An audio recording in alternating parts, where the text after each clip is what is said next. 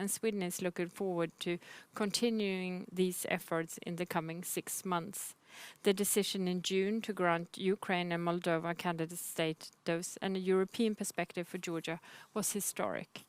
In this context, it is necessary to have a strategic discussion on what can be done, both for the Eastern Partnership as a format and for the partner countries, with the objective to strengthening their relations with the EU.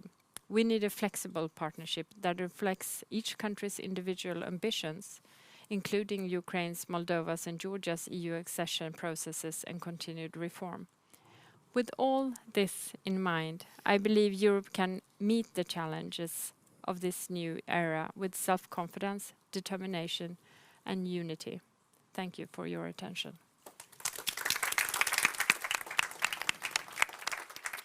Thank you, Diana. Very impressive list, I must say. Huh? Well, we have 6 full months, huh? Yeah. And you only did this in 6 weeks. Huh? Oh, let's come back to that. So many things to pick up on there. And let me now turn to you, Magda. The floor is yours. Thank you very much. Thank you for having me. I'm representing one of the youngest members of TEPSA, and it's my great honor to speak in this panel. The question that I was asked to reflect on was, can we keep the EU united and secure? Yes, we can. Good. Is a short answer, but it will be difficult. There are significant threats, and many of them were raised already, for keeping the EU historical commitments in place and to fight for its unity. The Russian aggression against Ukraine is a critical juncture that allows change, that also magnified the problems that we are facing. I'll focus on one thing only. In our research that we conduct on debate on future of Europe that started, as you all know, in 2015 or 2017, we compared 11 national cases as well as the European Parliament. And what we demonstrate in this research, among other things, is a distinctive pattern of rise of sovereignist actors. And a new narrative, not so new perhaps, but at least renewed, on future of Europe. And I'm focusing on sovereignists, not to bring another term that will replace the populist, Eurosceptics, right-wing actors, but as a concept that is focusing on their attempts to build a compelling narrative on the future of European integration that aims at repatriating, the term used by Sergio Fabrini, some of the EU competences back to the member states. So these political actors, they are very heterogeneous, we know it, but what they do for quite some time, and they will keep doing it in 2023, and specifically in the context of electoral years in many national contexts, as well as in the European Parliament in the following year. That what they build is a coherent, a more coherent vision of European integration, and that story, that narrative they built, is one of the threats that we will be facing, because the sovereignists are leading actors in several European governments. They are minor coalition partners in some other governments. And through the reinforcing pattern, what is the consequence of that new narrative building attempts is that they impact not only the other country context, but also the way they narrate future of European integration has a steady and creeping impact on other political actors. In many contexts, the narratives on the EU are reinforced by sometimes weakness, sometimes unattractiveness of pro-European arguments. Some scholars, De Wilde, Kaiser, McMahon, they use the jiu-jitsu metaphor, right? That you use your opponent's weakness to your advance. And I think this is also what they do in many attempts, is that they are using the pro-European narratives and actors' weaknesses to their own benefit, as those scholars that I've mentioned demonstrated. The trend of reinforcing the ultra-skeptical position towards European integration and sometimes far-right political agenda that is part of it may ultimately impact the core of EU external policies, including the EU enlargement, neighbourhood and foreign and defence. Even though they are far from consistent or similar concerning some areas, what we see, for instance, already is the shift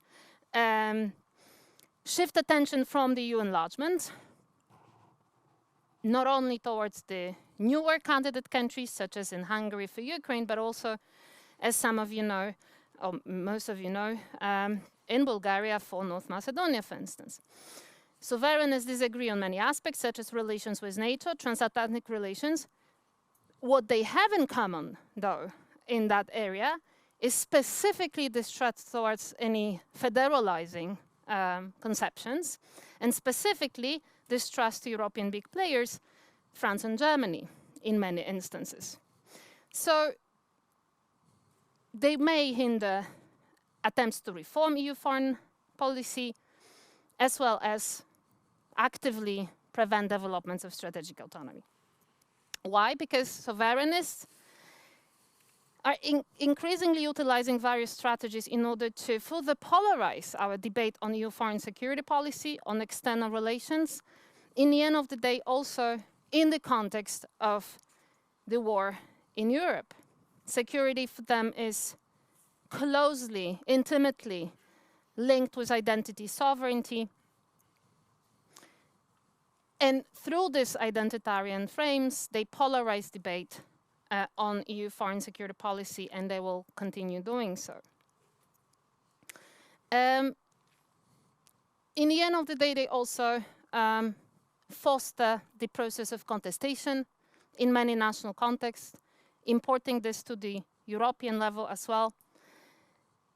And one of the fears here is that what many, again, scholars noted, that there is this shift for pragmatic justifications for EU's engagements at the expense of normative narratives and motivations, particularly in the context of EU enlargement. And this is not only perceived as a threat domestically, but it also is picked up by the partner countries, both in South and Eastern neighborhood, that this shift from normative to pragmatic is problematic for them, because they want Europe to speak with the normative language. They want Europe, and specifically in some context, civil society actors, they want to have a clear commitment that we will support democratic development and that we will protect them as the European Union and member states. And the sovereignists in many instances are actually acting against that. They are, you know, even with this soft sort of contestation,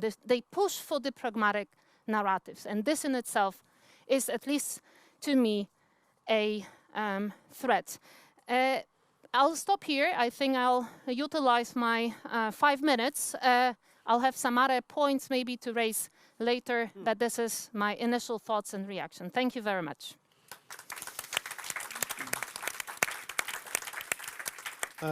Thank you, Magda. I was relieved in the beginning when you said we can become more secure and united, but I was a little bit worried here when you started to talk about all the threats against integration. So I'm looking forward to the continued discussion on this. I'm sure others will pick up on this. Roderick, let me now turn to you for your introductory reflections. Do that, Jakob. Thank you. Please. Righto. I'll be surprised if you can hear me. Firstly, I have a cold, and as a result, I'm drinking quite a lot of coffee.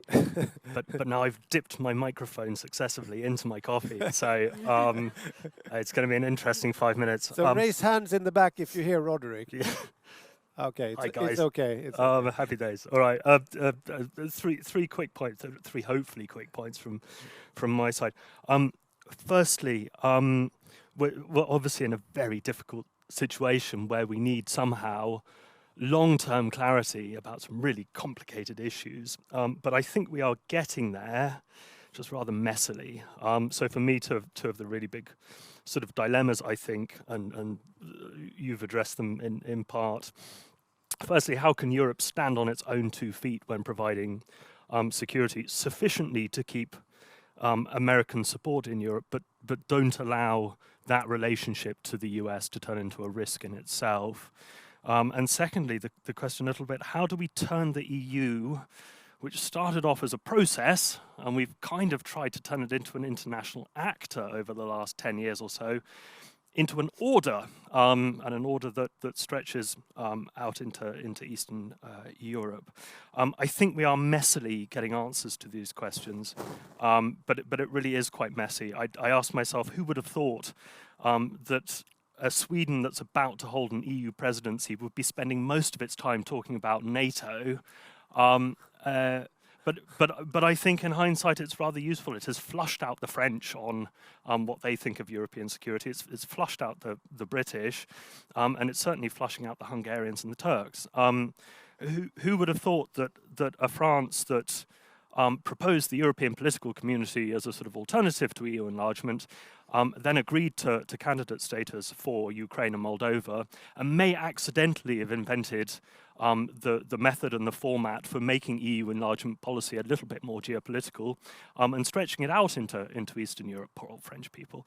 And who would have thought that the Germans, who responded to their energy problems in a sort of Germany first kind of a way, not only with its 200 billion domestic measure, but also frankly the rather shameless approach that they took initially to southern member states, saying it's going to be a warm winter for you people. You wouldn't like the Eurozone's largest economy to catch a cold, would you?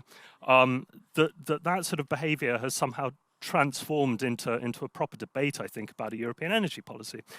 So really difficult situation, but I think we are messily making progress. Second point for me, I think it's very easy to bash our governments for sticking to old ways of thinking about these things, but I would say I think that's quite unfair, not hugely unfair. You can bash Sweden for letting Finland do the sort of heavy work when thinking about joining NATO. You can bash the French for sort of being enticed back to Gaullist thinking, and when they talk about European autonomy, a sort of anti-US, anti-UK position, and you can bash the Germans for, I think, struggling to see the stakes, and to really focus on protecting the population from the real threats. Putting a lot of money into cushioning the effects of the war in Ukraine, not putting quite as much money into actually arming the Ukrainians. But I would, I think, take an optimistic note there and point out that I think we probably have 2 of the most reformist governments in Paris and in Berlin that I at least can remember. And I suspect that the sort of assumption that they're stuck in the past makes that rather self-fulfilling. So if I chat to my French colleagues, they say Macron is precisely trying to get away from a lot of the roots of French foreign policy, that European autonomy is Gaullist in form but not in flavour. So yes, he wants to reform French foreign policy around himself as de Gaulle did, but in flavour he wants to do something very different. And it is a mix of US and UK bad behaviour and the Germans saying, you're awfully Gaullist, aren't you, that sort of drags him back to the norm. So that is my second point. I think it's easy to bash governments, but I think we underestimate just where the reformist potential is in the EU, and coming into the next sort of institutional cycle from 2024, next year I think is going to be key. So the Swedish presidency is really going to be key to really sort of unleash that reformist potential. Third point, and then I'll shut up, Jakob, or do you want me to shut up now? No, go on. We're all good? Go on. All right. I think my only danger that I would really point out is that we may be at risk of sort of breaking the wrong taboos. So if I chat to people in government in Berlin, they're very keen to learn from the mistakes of the past. They are disassociating themselves from the previous government, and they say that the one thing that they really think is correct is making the EU geopolitical. That's that's what the last government did properly, and it's something that you mentioned as well, Diana.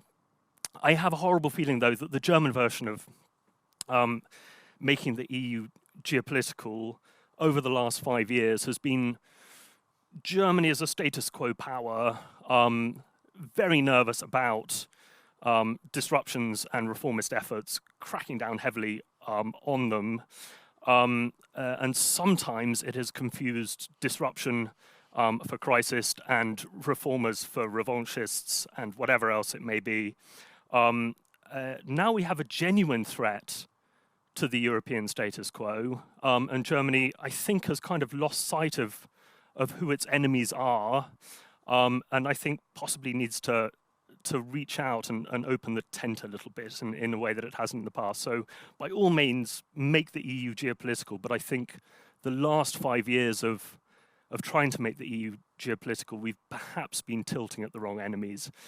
So that for me is the slight word of warning. I think we're at risk of kind of breaking the wrong taboos. The Germans very keen on sort of embracing power politics, but I think they may have alienated a good number of potential partners in and around Europe. The end.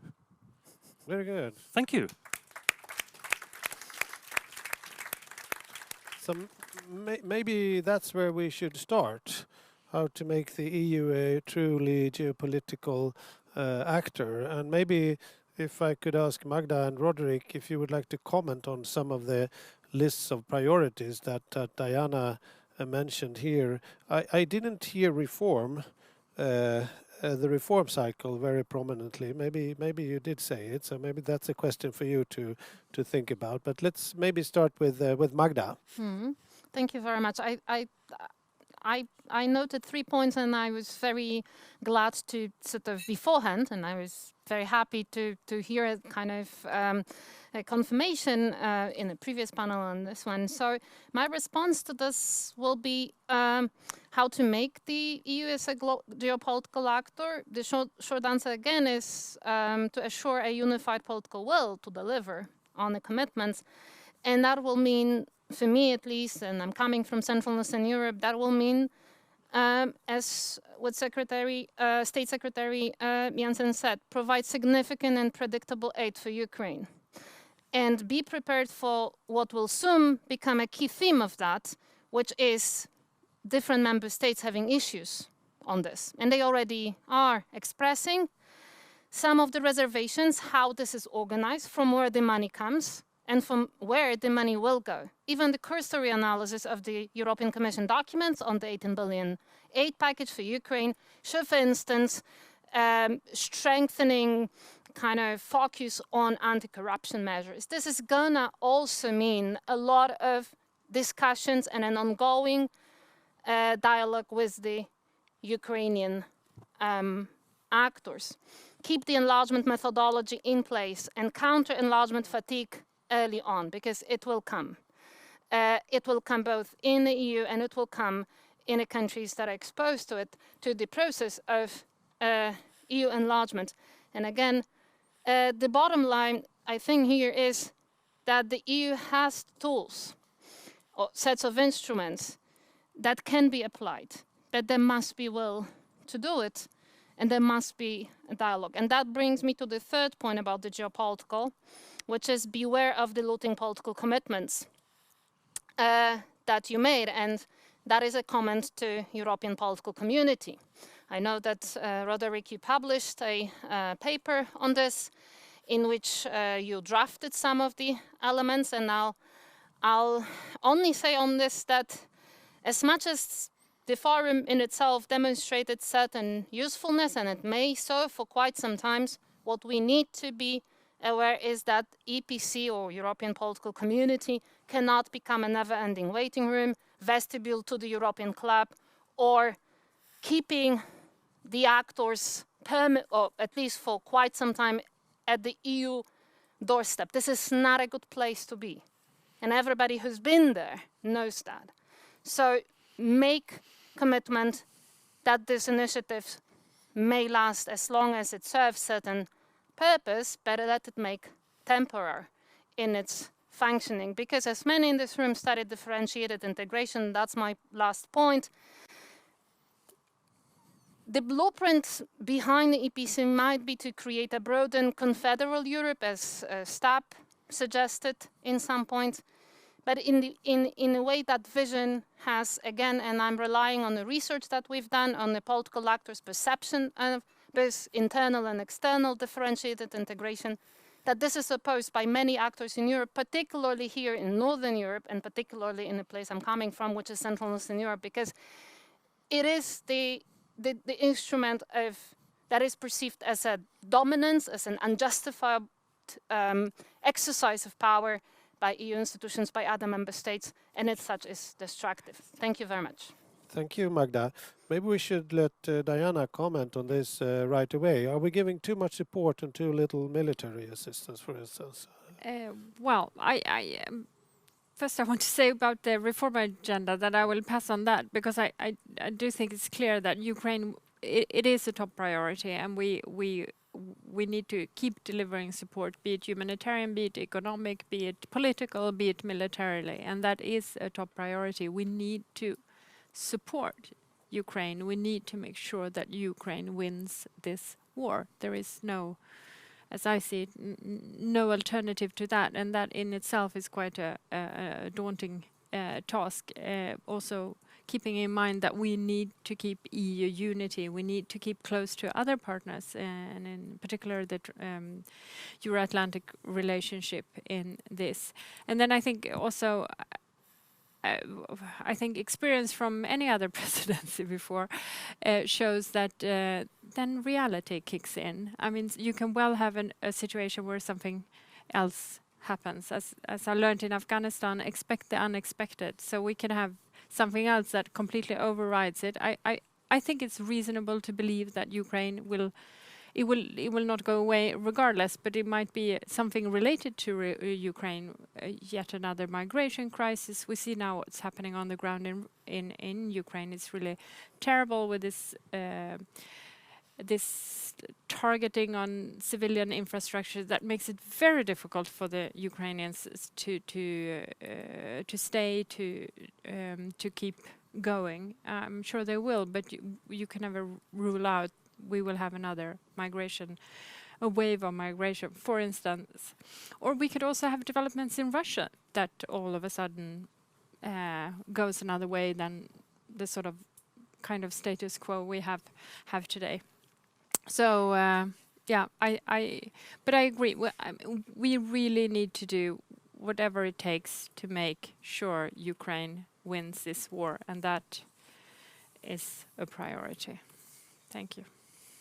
So this means that for the time being, whatever reform agendas is secondary to that.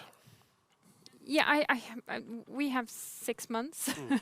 I'm not saying we can't work on multiple fronts, and I would also say that we are reforming ourselves as we go along. For instance, I think how we now work with our civilian tools and how we it's flexible, it's new. I mean, we have this EU MUM mission like kicking off in no time, and it's also sort of a practical reform process on how we refine the tools we have. Reform can be so many things. Absolutely. And I think if we look where we are now within the Union as where we were 12 months ago, I think we have quite another. There are different interests. There have always been and will always be, but there is also a new sense of unity. So yeah, And on my second question there, making sure that Ukraine wins the war, the balance between support, financial, whatever, humanitarian, to the military. You need all of these pillars. You need we need the humanitarian support. We need the help in energy, for instance, now to make it through the winter. We need a long-term plan to rebuild Ukraine. We need micro financial support for Ukraine making sure that the Ukrainian economy doesn't collapse. And obviously, you can't win a war without military, without weapons or ammunition. So we need to help out with all this. And I am pleased to say that the Swedish government, since taking office, has been quite offensive in this. We launched a winter package, as it was called, 2 weeks ago, with both weapons of 3 billion krona and a humanitarian package, partly for Ukraine and also to Moldova, which a country we shouldn't forget about in this context that has been deeply affected by the war. To the amount of 620 million krona, and then again after that another 100 million to support this grain from Ukraine. So I think also we walk the talk in terms of leaning forward, because we want to see more support from our European partners. Thank you, Diana. And I guess the challenge as EU presidency will be to make sure that that view is upheld by everybody else. I think you both pointed out the challenges in keeping unity and keeping the eyes on the ball in this regard. But it's of paramount importance. Roderick. I can't read my own writing. Seriously, no, I can't read it either. No, can't help mine. Magdalena managed to spontaneously type hers. I can't make head or tail, but I think I've got 3 headlines. The first one is I've written false threats, crime! ! You said, Diana, that we weren't really surprised by Russia, and we'd already been making sort of mental preparations for our security posture. That to me is kind of what I was trying to get at when I was saying that I feel like Germany has been tilting at the wrong enemies for the last 5 years or so. You chat to German diplomats and they complain bitterly about the Americans and say, they're confecting a bipolar sort of conflict with the Chinese. So we line up and protect US privilege, but you press them a bit harder and they say, God, I wish we had a China. Something to sort of focus minds. Now they've got a bloody China. It's Russia. It's an existential threat to European order, but we have spent, I think, so long sort of tilting at slightly the wrong rivals and enemies, and it's in the German mindset over the last 5 years, it was a strange mix of irregular migrants, criminals, populist and corrupt EU partners, and this sort of arc of instability around the EU that just popped up from nowhere and nothing to do with us. And I think it's difficult for Germany now to make the distinction and say, no, this is a different kind of threat, and perhaps we've alienated these people. So for me, there's a false threat element, and the focus on crime, which Hans also dealt with in his speech, kind of encapsulates that for me. Also, the focus on making Europol into the new Frontex, by the sounds of things. Frontex 5 years ago, Germany turned into the organization for protecting the rule of law and the European way of life in Europe. Look where we are now. So I'm rather worried about Sweden now saying we need to do that with Europol. We do have a real threat from crime, but it is around illicit trade and illicit finance and Russian corruption and sanctions busting and so on. So I would always put those threats into that really sort of existential crisis that we're facing. So that for me is the first point. Are we constructing, or are we sort of still looking at false threats? The second one is false solutions, and I've written protectionism because I'm British. There's been talk from both of you around sort of made in Europe, reshoring, recycling in Europe and so on. I wonder that these are kind of false solutions, and we've become a little bit afraid of our own shadow. So anything that's openness and trade is other countries exploiting our critical dependencies. That worries me a little bit. I think, if we fall into these kind of false solutions, yes, we've decoupled our energy from Russia. Yes, that can be great for energy transition. But that doesn't make us somehow independent. And are we just going to walk into the next sort of trap by becoming dependent on Chinese rare earths? There are sometimes serious, compromises around critical dependencies, but I think this mix of kind of protectionism and false friends of nearshoring, reshoring, and so on actually adds to the threat and throws us into them. Third one, I've written, I think, EU presidency, neutrality, leadership.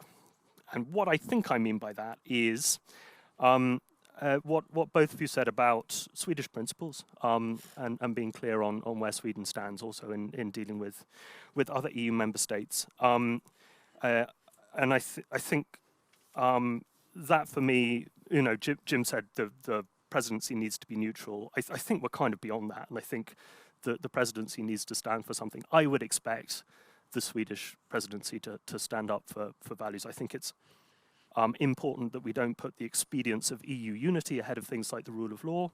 I think we need to show for example, we had an Egyptian delegation who came through the other day and said, why would we ever undertake the difficult reforms that the Ukrainians have undergone if you don't stand up for them? So other bits of the world are watching whether we stand up for our values.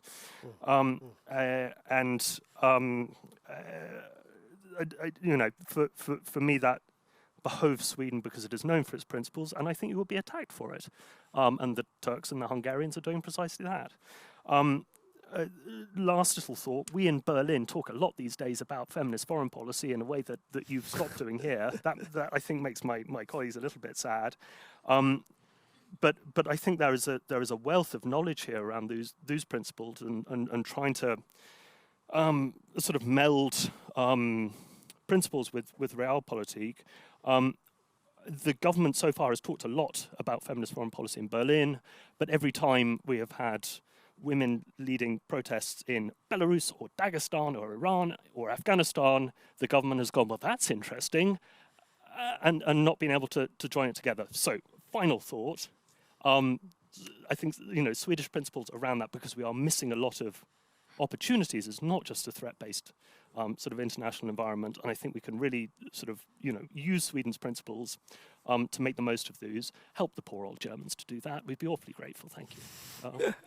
That's a great list, Roderick. So which values will we stand for as the EU presidency, Diana, do you think? I think you can rest assured we will stand for the values we always stood for and continue to do that. And though we sort of stopped using feminist foreign policy as a sort of headline, we will continue. And we did also before starting using feminist foreign policy as some sort of brand. We will continue to fight for and gender equality. So I think you can rest assured. Don't worry about Swedish values. We're well grounded in them, and we will continue to pursue them as a sort of baseline for whatever we do. I also want to comment on what you said on trade and security, and I find this. I mean, this is a difficult discussion, difficult topic in many ways, but I think it would be sad if we would not learn from what we should have learned by now when we ended up being so terribly energy dependent of Russia, though we had a sort of a vision and an agreement that we would steer away from we would diversify our energy supply. Instead, we did the opposite, and I think also this whole I think there is a thorough understanding now that there is something more when we talk about free trade and openness. There is another layer that also needs to play a role, and that is security in one way or the other, and how to balance this in a way that we won't end up protectionist, and we won't end up isolated, and we won't end up with a poorer world, because trade makes it contributes to wealth. It's a fine balance, and I would not be the right person to answer how to balance it. But I think it's certainly something. It would be sad to see that we couldn't learn from what we just painfully going through with this, what do you call it, Decoupling. decoupling. Thank you. Well, I guess the new reality is that we have both. We have geopolitical confrontations and dependencies at the same time, Yeah. and they're shifting the whole time, which is seen in different types of supply chains where competition on edge technologies are all of a sudden something you need to collaborate on, and otherwise areas where you compete wildly. Um,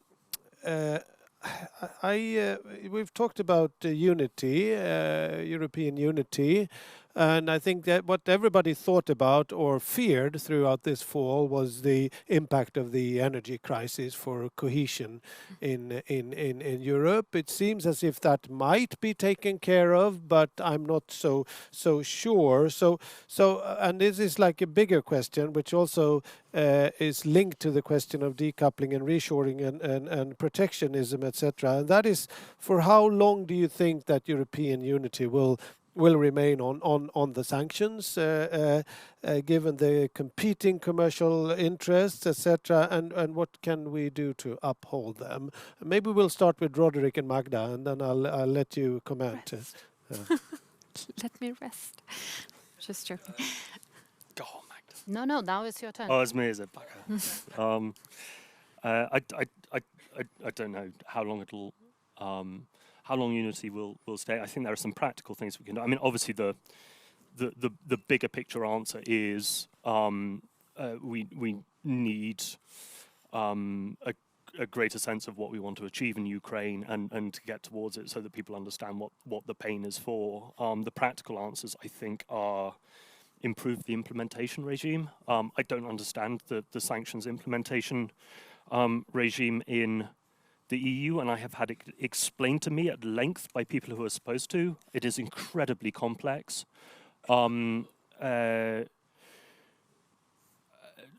Each member state names a few responsible agencies. They normally nominate 2 or 3 of them.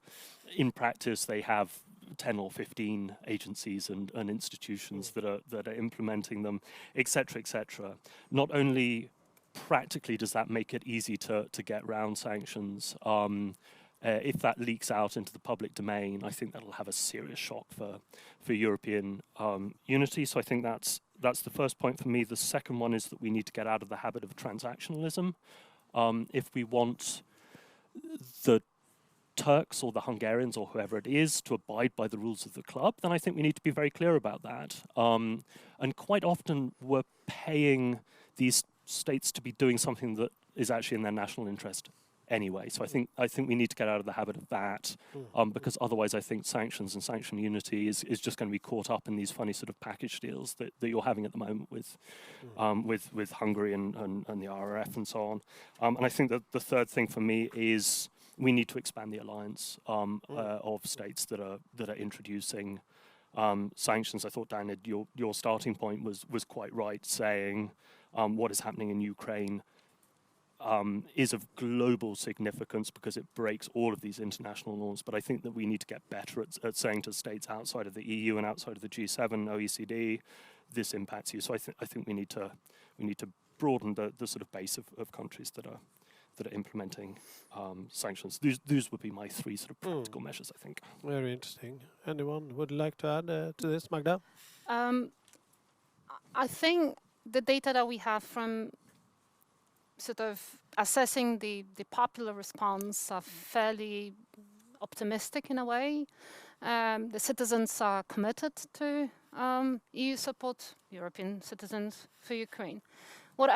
And of course, there is a lot of threats that this will wane off with time and with costs, but I think the biggest threat really are the government. And I will second what Roderick said already, is that one of the key points to me, and I was very happy to, I'm coming from Poland, and I was very happy to hear what Chairman Womack said as one of the key things that the Swedish presidency will not be open to much of compromise is a rule of law crisis. And I think this gives me a hint, or this gives me a sort of hint to think that one of the key points here will be to put your red flags. Where? Because we know that those actors, the governmental actors or the sovereignist actors that I called them earlier, that they will search for places to bargain, to open the bargain. And it's important to put where you can start certain negotiations on some things and where are your red flags. But of course, the key point will be to keep to those red flags and not allow them to be moved. And I think that is the key element in the forthcoming. If you want to keep the unity, you need to have a strategy where you can negotiate and where you cannot at all. This comes back to certain values, because if we are not committed to these values internally, what is our credibility to external actors? I'll stop here. Thank you, Magda.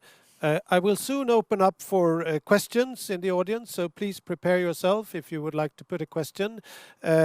And I'll ask you to reply or comment if you would like to Diana, and especially this last point that Roderick made about expanding the alliance of countries abiding to the sanctions. It's linked to the bigger point of this battle for narratives in the world. And since you are now working not only with Ukraine, I know you went recently to Somalia and Kenya. So, I mean, how do you see that playing out, and what could the EU do to really address that much bigger battle of narratives? Yes. So, Diana. Yeah. Well, here I think EU is well placed to do a lot to influence the narrative, to counter the Russian narrative in the global South. There are a lot of initiatives in this respect in public diplomacy, and also sort of underlining in our AU, the African Union partnership, what we actually bring to the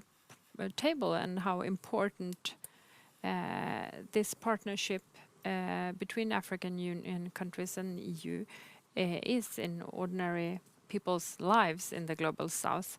But that is, of course, important, and more can and should be done.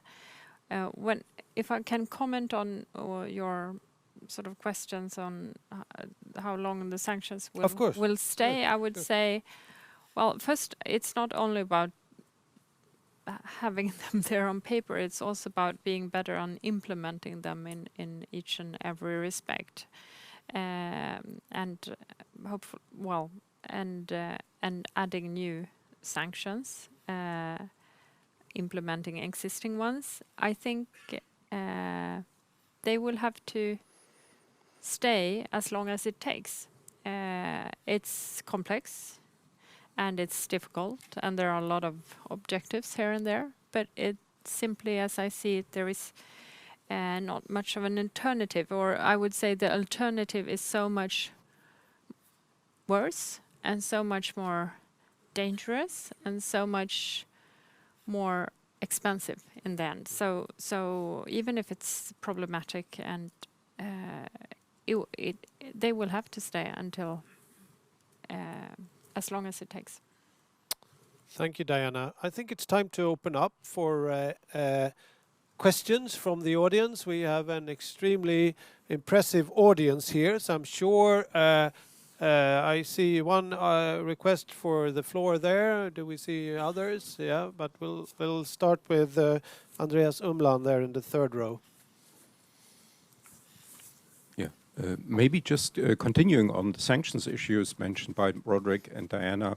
What kind of chance and need and usefulness would you see perhaps in the future of secondary sanctions? Because if one imagines that the war continues and that we may actually even get new waves of escalation, you know, maybe we will get into a much larger debate and in a trade war, really, perhaps even global trade war, where you know, we will actually have to go, or we will want to go even further than now, sanctioning not just Russian firms, but also firms that cooperate with Russia around the world. Thank you. Was that directed to one person or the whole panel? Whoever feels. Anyone would like to pick up on that one? Are we allowed to collect? We'll collect questions. Yeah, why not? I saw a second request for the floor over there to the right. Please, since I don't know you, please just introduce yourself briefly. Hello, good afternoon. Thank you very much. I hope you can hear me. I'm Andrei Rodulescu from Romania, and my question regards the new economic governance adopted following the Great Recession, because we couldn't manage to complete the new economic governance implemented following the Great Recession, namely the completing the banking union, the capital markets union. I mean, the projects that have been on the pipeline over the past 10 years almost, and that are very important also, especially taking into account the normalization of the monetary policy nowadays with impact for the financing costs of the European companies in a context of also the high pressure from the energy prices. Thank you very much. Thank you very much. Do we have a third? I think we had a third request for the floor here as well, and then we'll take the three for your replies. Jim. Yeah, thank you. It's a very short question, but it's a slightly brutal one. I completely, with my heart, agree with you. Values, no transaction. The simple fact of life is, in normal life, that's not happening. Can I ask you a question? If Orban... I hate this question already. Yes. If Orban, it's quite possible, will block the 18 billion for Ukraine, will we say, no negotiation, no discussion, we forget about the 18 billion? Right. We have three questions on secondary sanctions, new economic governance, and energy challenges, and transactions or values. Magdalena, did you want to start? Well, I can, since Roderick doesn't like the question, so I'll help a little bit. Yeah, happy days. Okay. Transaction, yes. No, I'm kidding. I think every government in the EU is pragmatic.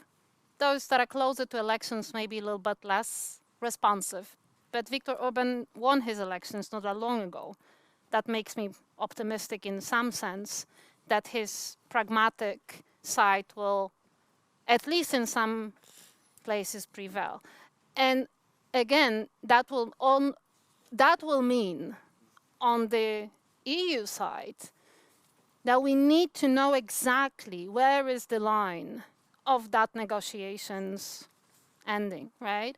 And this is, I think, something that requires thinking of many different stakeholders.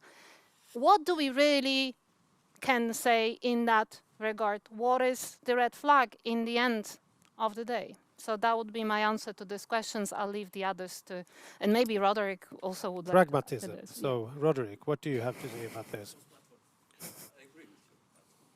Happy. Well, there's an axis forming. So I'll start at the beginning. Secondary sanctions. I think that probably is the direction of travel as far as I can see. I would put a complementary emphasis on two things, I think. One is, and that's particularly the case in Germany, just finding a new relationship between government and business. The Germans have kind of picked up the French language around sort of industrial policy and whatever else, but it simply doesn't suit the relationship between German government and German business. The family-owned firms in Germany are behaving on the whole responsibly. Larger firms on the whole are not. A debate is starting just now around sort of corporate geopolitical responsibility and how do you make German firms behave more responsibility in the current sort of geo-economic situation. So I think, you know, as part of a kind of secondary sanctions thing, just finding a different way to make German business behave responsibly would be useful. I think the second thing is that I think when it comes to secondary sanctions, even more than on sanctions, we need to find more international allies, and I think that we need to make sure that we're not weakening multilateral institutions by opting for those kinds of solutions, and by accident strengthening a different set of global economic institutions that our friends the Chinese might be building up, or whatever it might be. So I think, by all means secondary sanctions, but I think that there are complementary things that need to be done. It's not my area of expertise, so you're allowed to call bullshit on that if you like. Secondly, on the failure to fix the roof while the sun was sort of shining on sort of Eurozone reform and so on. So it's still a mess, and I think we face another crisis. The only thing I would say is I think, and I've said this at a TEPSA thing before, the Germans in particular had a habit of going into every crisis and saying, this is an opportunity, and it was an opportunity to dust off an old project and push it through, which meant that we hit every crisis, we then dusted off 20-year reform program to complete this or that union, which means that we have a lot of very siloed, half-finished projects. I think if they are half-finished, maybe now is the time to think about how do we link these things up? How do we link up, an unfinished financial framework, an unfinished migration framework, an unfinished tech framework, an unfinished energy framework under the new geoeconomic environment, and say, how do you put these things together to ensure access to investment capital, the best minds, cheap and efficient energy, critical technology? What can we do to build these projects together rather than doing the German thing of this is an opportunity to do something old? And the last thing, Jim, curse you. So I haven't, like a fool, I mentioned Hungary and then I don't follow what's been happening properly. But as I understand it, the Commission actually has an opportunity now to squash the Hungarians on this. Sorry for Hungarians in the audience. But one, because of the